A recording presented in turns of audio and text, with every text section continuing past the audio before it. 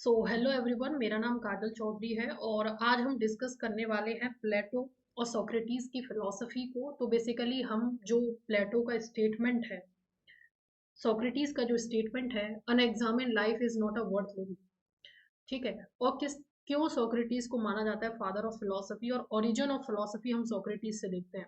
तो इस चीज को बेसिकली हम डिस्कस करेंगे। तो आइए समझते हैं हम इसको। तो बेसिकली ये चार स्टेटमेंट हैं आपके जो एग्जाम में जनरली हमसे पूछे जाते हैं।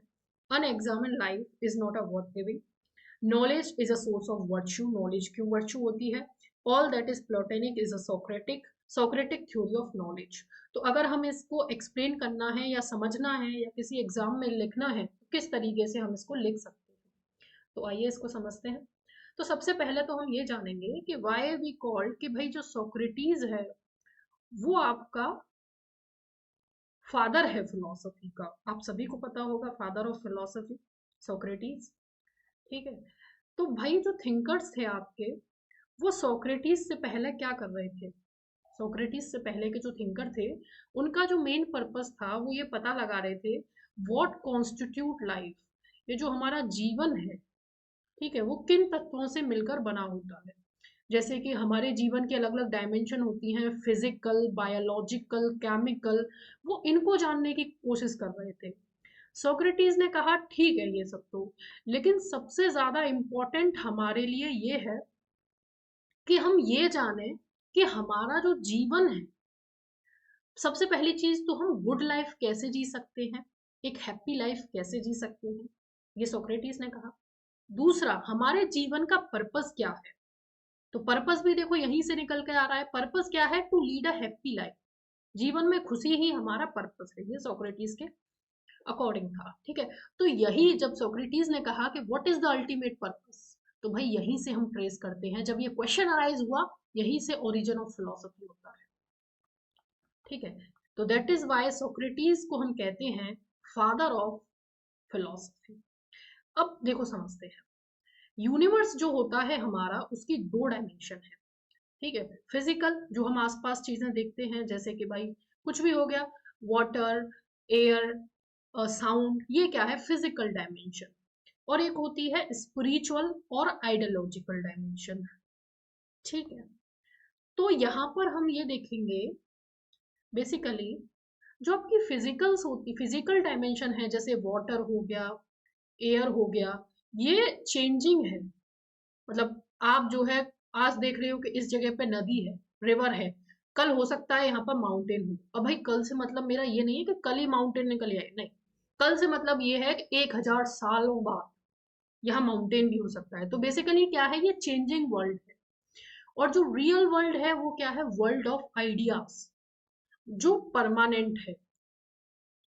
ये एक वर्ल्ड है जो बियॉन्ड सेंसेस है, जिसको हम सेंसेस से, मतलब जो हमारे सेंसेस होते हैं 5, उनसे हम इनको सेंस नहीं कर सकते, बियॉन्ड सेंसरी ऑर्गन, ठीक है। तो basically beyond a sensory organ. तो यहां पर सोक्रेटिस ने क्या बताने की कोशिश कर रहे हैं, यहां पर सोक्रेटिस ने नॉलेज और हैप्पीनेस और गुड लाइफ के बीच में एक कनेक्शन स्टेब्लिश करने की कोशिश की है। सोक्रेटिस ने कहा है, देखो अब हम इसको समझेंगे, नॉलेज भी देखो आपकी दो तरीके की होती है। कौन सी नॉलेज? एक होती है रियल नॉलेज, इसको हम यहां लिख लेते हैं।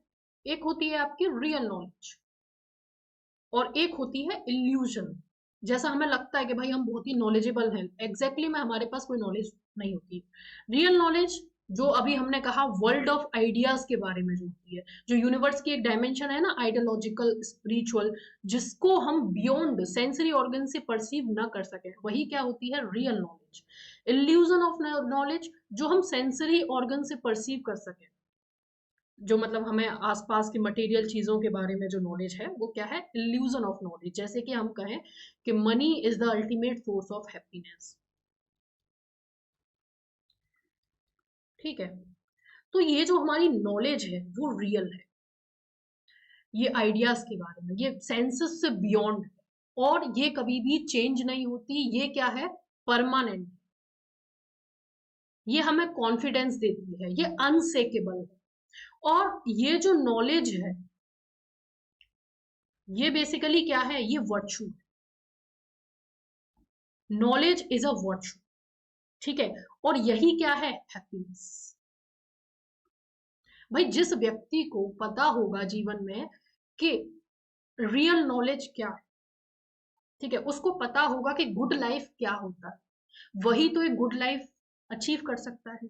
अब हमें पता ही नहीं है कि गुड लाइफ क्या है, तो हम कैसे अचीव कर सकते हैं। जब हमें पता ही नहीं है कि हैप्पीनेस क्या है, हम हैप्पीनेस को कैसे अचीव। अब मैंने आपसे कह दिया हैप्पीनेस ही हमारा अल्टीमेट एंड है, लेकिन भाई हमें पता ही नहीं है कि खुशी क्या है।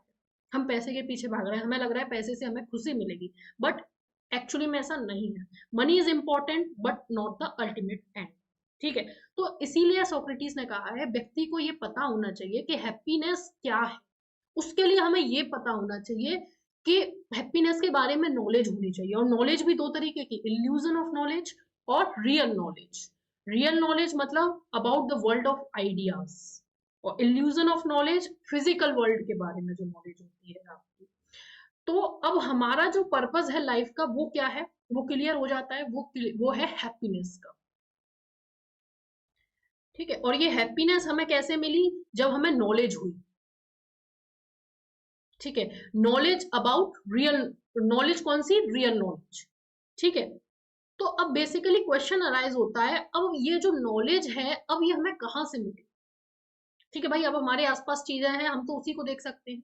तो सोक्रेटिस कहते हैं, मतलब ग्रीक फिलोसफी में ये कहा गया that it is imprinted on our soul. ये हमारे अंदर ही है, हमारे सोल पर है, ठीक है। It is imprinted on our soul. तो फिर हम इसको अचीव कैसे कर सकते हैं, इसको अचीव कर सकते हैं डायलेक्टिकल मेथड से।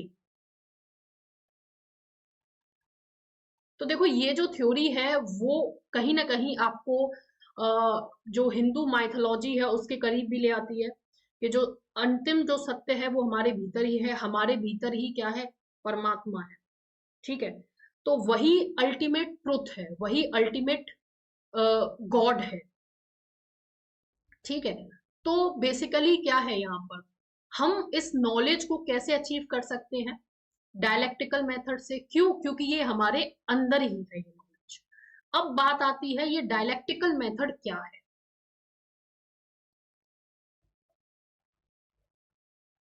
डायलेक्टिकल मेथड हम कहते हैं cross examination of our views. देखो इस मेथड को प्लेटो ने भी इसको सपोर्ट किया, ठीक है, इसको यूज किया जब वो अपने स्टूडेंट्स को पढ़ाता था, तो इसी मेथड के द्वारा पढ़ाता था। और सोक्रेटिस ने भी इसी को यूज किया था, क्योंकि प्लेटो सोक्रेटिस का ही स्टूडेंट था, तो उसने भी इसको यूज किया। अब डायलेक्टिक्स क्या होती है, डायलेक्टिक्स बेसिकली देखो ये होता है, दो व्यक्ति हैं वो आपस में वाद विवाद कर रहे हैं किसी चीज को लेकर, किसी टॉपिक को लेकर, ठीक है। और एंड में वो जो कंक्लूजन निकलेगा उसको हम कहेंगे this is the ultimate truth. जैसे कि दो व्यक्ति हैं, वो एक कहता है कि ये जो वाटर है इसका जो कलर है वो ब्लू है, मतलब ये नीला है। एक व्यक्ति कहता है नहीं ये व्हाइट है। दो व्यक्ति हैं आपस में बहस कर रहे हैं, एंड में कंक्लूजन ये निकला कि ये जो वाटर है ये कलरलेस, मतलब जिसमें भी हम इसको डालेंगे ये उसी के अकॉर्डिंग अपना कलर जो है वो ले लेगा। तो ये क्या है, ये डायलेक्टिकल मेथड से हमें पता चला। तो ठीक है, तो ये बेसिकली क्या था आपके पास, थेसिस, ये एंटीथेसिस, और फिर लास्ट में डायलेक्टिक के जरिए हम पहुंचे सिंथेसिस पर। तो बेसिकली नॉलेज को हम अचीव कर सकते हैं by the dialectical method. Real knowledge को हम अचीव कर सकते हैं जो हमारे सोल पर इम्प्रिंटेड है, ठीक है। तो आई होप आप लोगों को क्लियर हुआ होगा ये फादर ऑफ फिलोसफी और सोक्रेटिस को क्यों कहा जाता है, और किस तरीके से सोक्रेटिस ने कहा है कि unexamined life is not a worth living. अगर आपको जीवन के बारे में नहीं पता है तो वो जीना बेकार है, आपको अगर नॉलेज नहीं है तो वो बेकार है। तो ये कहीं ना कहीं देखो ये जो थ्योरी है आपको ये वाली इम्प्रिंटेड ऑन आवर सोल, ये कहीं ना कहीं आपको कई रिलीजन्स में सेम देखने को मिलेगी, कि जो नॉलेज है वो हमारे भीतर ही है, वो हमारे अंदर ही है, भगवान हमारे अंदर ही है, ठीक है।